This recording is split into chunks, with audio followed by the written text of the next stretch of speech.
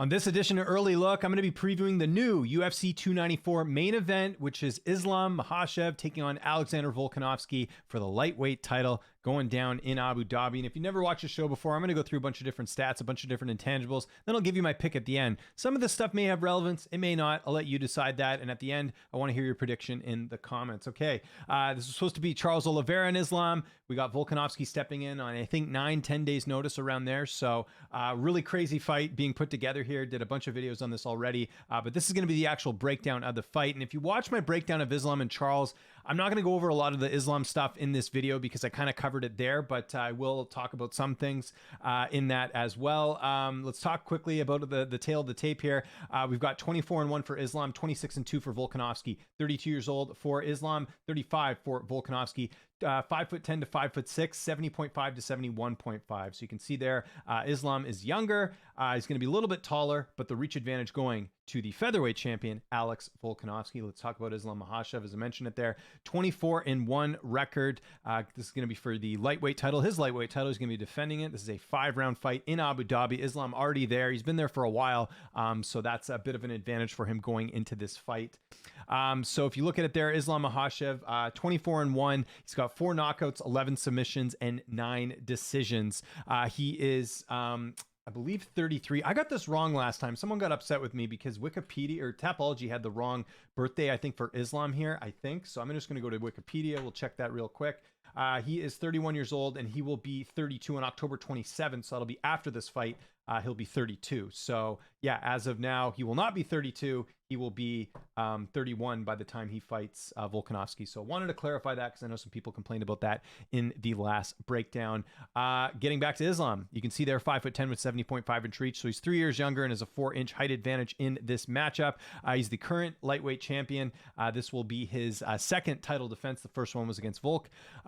He is got fight of the night 2 times against Arman Tsarukyan and Alex Volkanovski. He's got performance of the night 1 time against Charles Oliveira. He's got the least significant strikes absorbed per minute in UFC lightweight division history at 1.24, and he's tied with Charles Oliveira for the 3rd longest win streak in UFC lightweight division history. Islam did not have an amateur debut. He went straight to the pros in 2010, August of 2010. I know they say amateur here, but that was a Sambo fight, so not quite the same thing.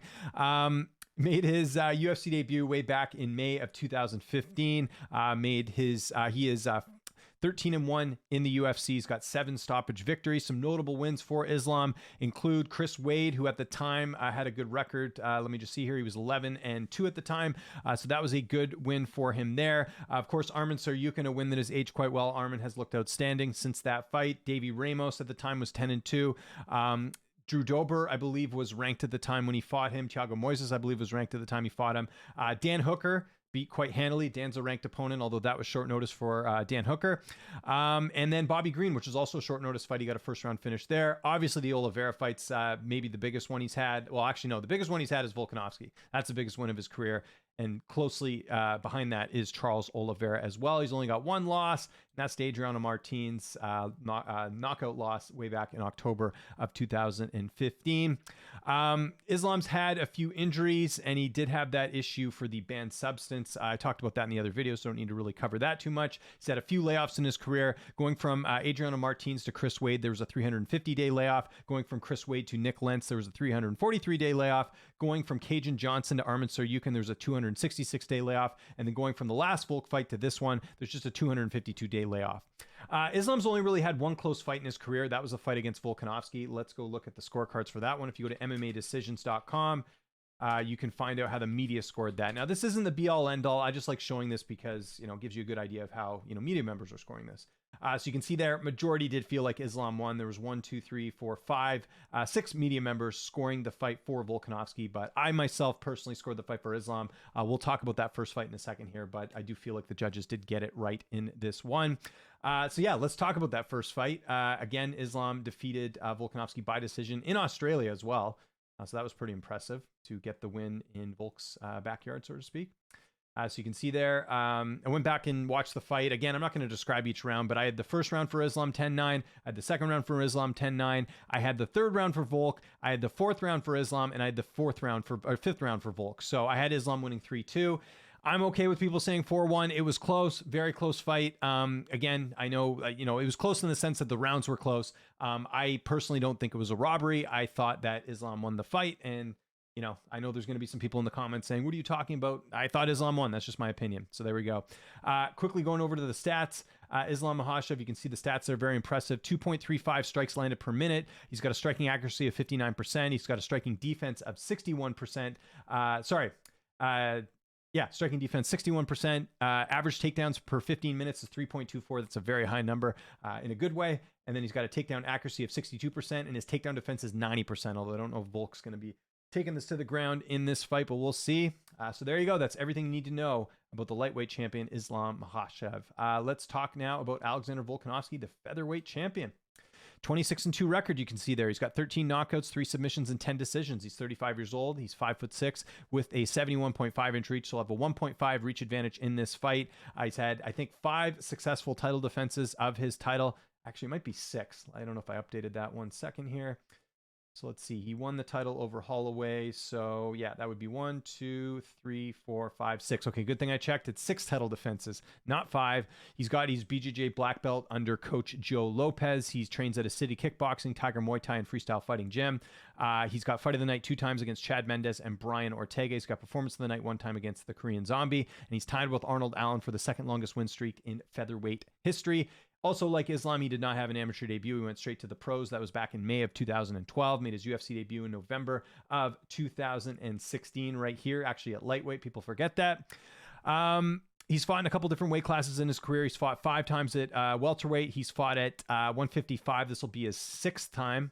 He's also had 1 catchweight fight of 150, and he's fought at 145 17 times in his career. He is 14-1 in the UFC. He's got 13-1 in the UFC. He's got 5 stoppage wins. Some notable wins for Volkanovski in his career include Jeremy Kennedy, who's 11-0 at the time. That was a big win, and Jeremy's doing some great things over there in Bellator.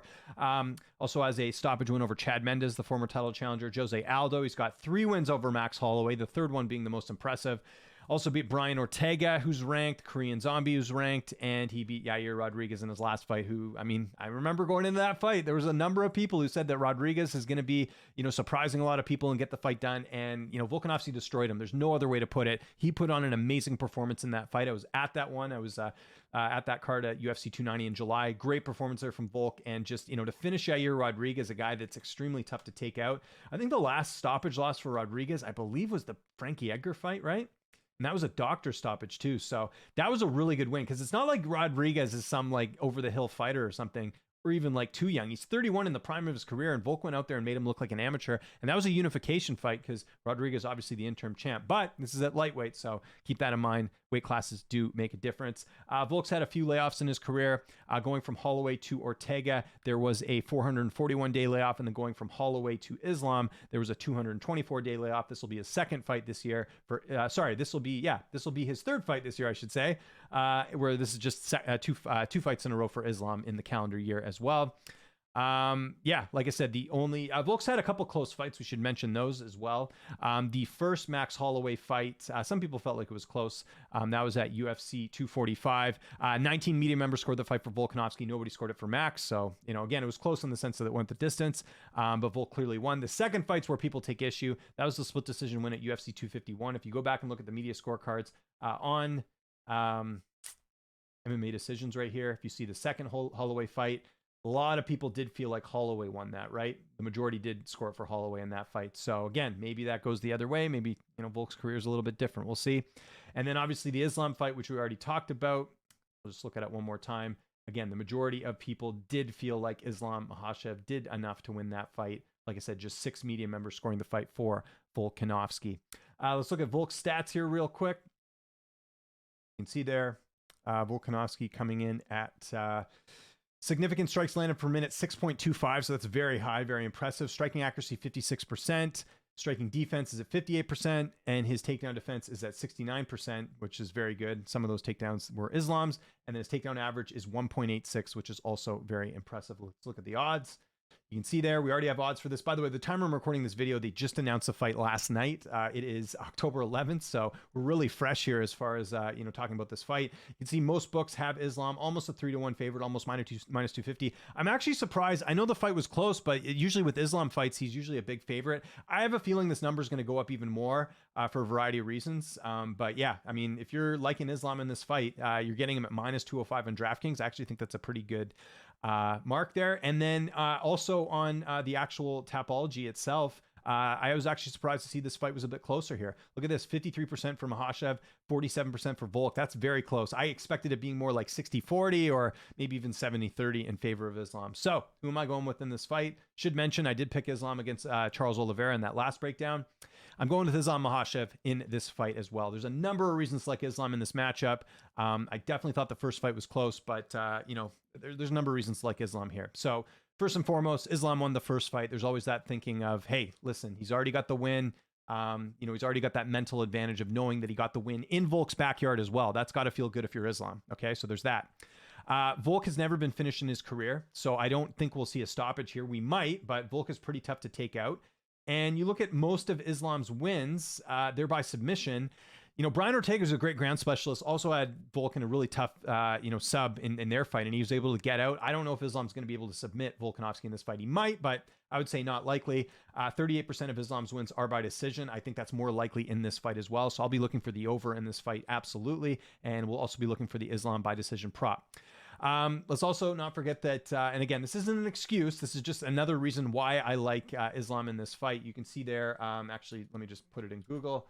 Hand surgery. So Volk had hand surgery back in July. So, I mean, we saw him hitting, mitts. You see that on his Instagram, but that's still a factor in this fight, right? Like, anytime you get a surgery, it's probably better to, take longer than you need to. So that's a bit of a red flag with him having surgery not that long ago.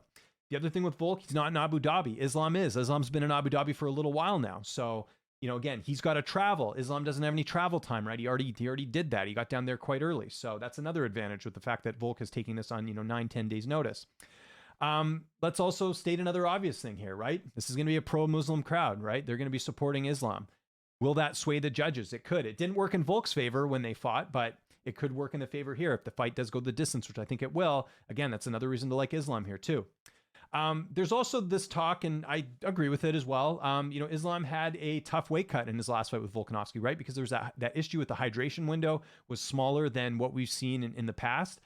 That's another reason to think that Makhachev will look even better in this fight, in the rematch, right? So there's that too, that, he'll probably have a better weight cut. He might look even better in this fight with Volk than he did in the first fight. So I buy into that theory too.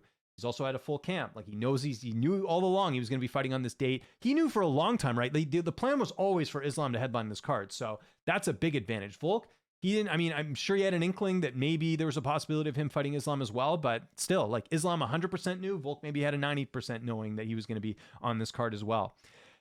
Here's another thing we got to mention, and I don't necessarily think these stats are the be-all end-all, but it is worth noting. Andy Hickey on Twitter pointing this out. This is a stat that's been floating around for a while. Alex Volkanovski turned 35 at the end of September. It's a well-known fact that no male fighter from flyweight to lightweight has ever won a UFC title at 35 years of age. Volk is 35. Again, that's another thing that does not go in his favor here. I know it says 34 here, but he is 35. If you look at it there. So they haven't updated it on the bout page. Or no, that was the first fight. Yeah, sorry, that was the first fight. So yeah, he's 35. So again, the overall stats do not favor fighters winning UFC title at 155 as well. So yeah, I'm going Islam decision. Could I see Islam finishing? Absolutely. Again, there's a few reasons to think that Volk might get finally finished in a fight. Like I said, the short notice, the hand surgery, the travel, all that stuff. How's the weight cut going to be for him? It'll be better. Obviously, he doesn't have to cut to 145, but yeah, I think this is Islam's fight to lose, and I'd be pretty surprised if Volk won. I think this would be one of the biggest upsets this year if Volk won. Not because Volk isn't a great fighter, but just because of the circumstances and everything else. It would literally, we've seen a lot of upsets this year, right? We've seen Strickland over Adesanya, O'Malley over Sterling, but with Volk, there's not, he doesn't have that, one punch knockout power type thing where maybe he could catch Islam. Charles has that. You've also got, it's not like, Volk's like the submission specialist either. He typically goes the distance. And I just think if you're relying on winning a decision against Islam in Abu Dhabi, that's a really tall task to do. So my official pick is going to be Islam Makhachev by decision. I want to hear your comments. I want to hear your predictions. Sorry, in the comments of this video. Let me know who you're picking. I know most are going to be picking Islam, but if you do like Volkanovski, I would love to hear how you think he wins. And got to say it already, guys. I got nothing against the Dagestani fighters. I like them a lot. I enjoy watching Islam fight. It's a treat, right? He's one of the best fighters in the world. So I am picking him here. So I want people to remember this video because people give me such a hard time about my pick against Charles last year. I picked Islam against Charles in the rematch. I'm picking him here against Volk. So you guys got to lighten up a little bit. That's all I'm going to say. All right, guys, let me know if there's any other fights you want me to preview that are coming up in the next little bit. It could be a notable fight or not. I always like hearing from you guys. And follow me on Twitter, TikTok, Instagram, @LynchOnSports. I'm James Lynch. Thanks so much for watching, and I'll see you next time.